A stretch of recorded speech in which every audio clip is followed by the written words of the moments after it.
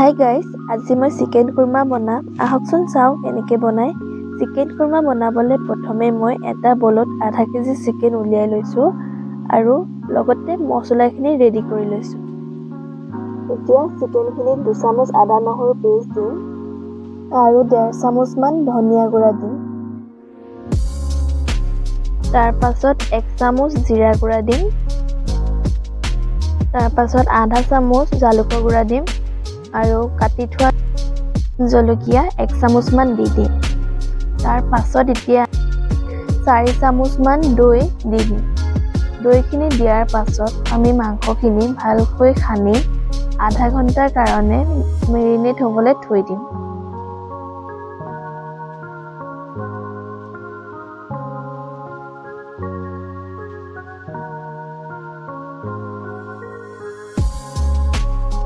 তাৰ পাছত তিয়াই থোৱা কাজু বাদামখিনি মিক্সাৰত পিচি লওঁ।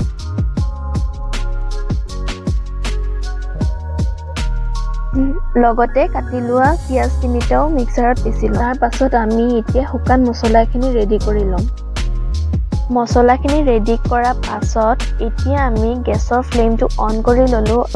তাৰ পাছত কেৰাহীটোত অলপ তেল দিলোঁ। তেলখিনি গৰম হ'বলৈ দিলোঁ। গৰম হোৱাৰ পাছত এতিয়া আমি শুকান মছলাখিনি তেলত দি দিম। মছলাখিনি অলপ ভাজা হৈ যাব তেতিয়া আমি পিচি লোৱা পিঁয়াজখিনিও দি দিম। পিঁয়াজখিনি দিয়াৰ পাছত অলপ পিঁয়াজখিনি ৰঙা হ'বলৈ দিম। পিঁয়াজখিনি যেতিয়া ৰঙা হ'ব তাৰ পাছত আমি মেৰিনেট কৰি থোৱা চিকেনখিনি আমি কেৰাহীত দি দিম। এতিয়া আমি চিকেনখিনি 10 মিনিটমান ঢাকি ল' ফ্লেমত সিজিবলৈ দিম।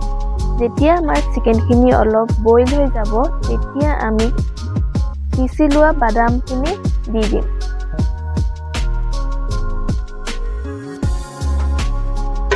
এতিয়া আৰু কুৰ্মাখিনি 10 মিনিটমান হ'বলৈ দিম।